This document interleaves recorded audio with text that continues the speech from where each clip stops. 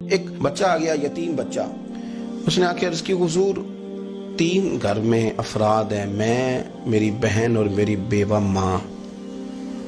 والد حضور چلے گئے اور آج نہ 3 دن ہو گئے روٹی کوئی نہیں کھائی. میں اس منظر کو بھی جانتا ہوں کہ جب یتیم گھر میں اکٹھے بیٹھے ہوتے ہیں اور پتہ ہوتا ہے ان کو کہ ہماری اماں کے پاس آج پیسے کوئی نہیں اور گھر میں روٹی بھی کوئی نہیں، تو پھر ان کو بھوک ہی نہیں لگتی. ہاں نہیں لگتی. اماں پوچھتی ہے پتر روٹی کھانی ہے؟ نہیں میں تو سویرے جو کھایا تھا وہ ہضم ہی نہیں ہوا. اماں جی شاہی کوئی نہیں. یہ پردے اس طرح کر کے بچائے جاتے ہیں. ایک دوسرے کو تسلیاں دینا، ایک دوسرے سے پیار کا بڑھ جانا، ایک دوسرے کے لیے جذبات اور طرح کے بن جانا حکمت الہی کے تقاضے ہوتے ہیں. یا رسول اللہ صلی اللہ تعالی علیہ وسلم بیوہ ماں ہے، یتیم بہن ہے، 3 دن سے کھایا کچھ نہیں. قربان جائے وہ گھر جہاں سے کائنات کھاتی ہے ساری. حضور نے فرمایا بلال جا کے ساری ازواج مطہرات سے پوچھ گھر میں کیا ہے. حضرت بلال کہتے ہیں میں سارے گھاری پوچھ آیا، ٹٹول آیا، ٹوٹل 21 کھجوریں نکلی. یہ 2 جہاں کے شاہ ہیں اور پاس کچھ رکھتے نہیں. 2 جہاں کی نعمتیں ہیں، ان کے خالی ہاتھ میں حضور کے سارے گھر کو میں ڈھونڈ 21 کھجوریں نکلی تو لا کے میں نے پیش کر دی، تو حضور نے ڈائریکٹ اس کو نہیں دی، نبی پاک نے اپنے ہاتھ پہ رکھ لی. اور کہتے ہیں پھر حضور نے نا اپنا منہ مبارک قریب کیا کھجوروں کے. صحابہ خود فرماتے ہیں کہ یہ جو حضور نے منہ مبارک قریب کیا نا تو نبی پاک برکت کی دعا کر رہے تھے. 21 کھجوروں پہ برکت کی دعا ہوئی.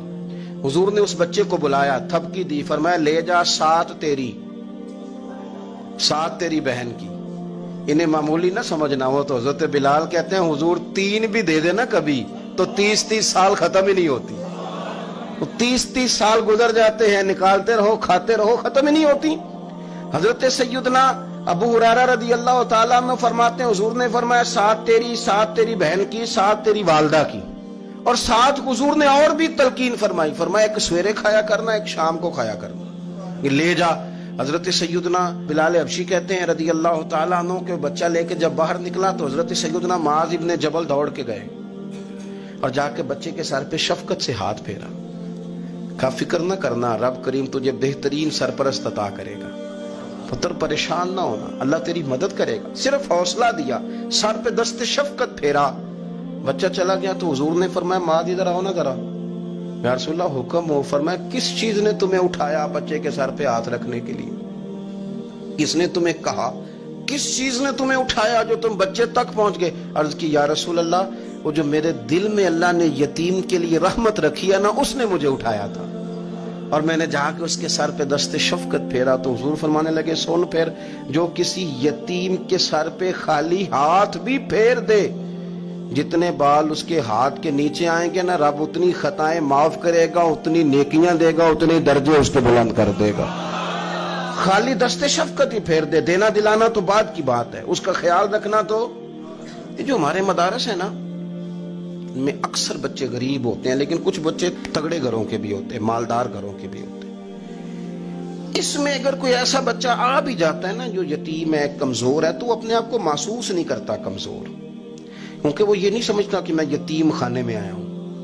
اس کے ذہن میں مائنڈ سیٹ یہ ہوتا ہے کہ میں مدرسے میں آیا ہوں اور میں پڑھنے کے لیے آیا ہوں. اور چونکہ وہ کچھ وزادار بچے، مالدار بچوں کے ساتھ وقت گزارتا ہے، اسی دسترخوان پہ بیٹھ کے کھاتا ہے، اسی کلاس میں سب کے ساتھ بیٹھ کے پڑھتا ہے، تو اس کی عزت نفس مجروح ہونے کی بجائے طاقت پکڑتی. وہ برابری کی سطح پہ جب آتا ہے تو اسے محسوس ہوتا ہے کہ مجھے عزت دی جا رہی. اس لیے مدارس اسلامیہ میری نظر سب سے مضبوط جگہ ہیں جہاں مساکین کی، یتیموں کی، غریبوں کی صحیح معنوں میں کفالت بھی ہوتی ہے، تعلیم بھی ہوتی ہے، عزت بھی ہوتی ہے، تربیت بھی ہوتی ہے. دین کی بات پھیلانا صدقہ جاریہ ہے. ثواب کی نیت سے ویڈیو کو شیئر ضرور کیجیے. جزاک اللہ.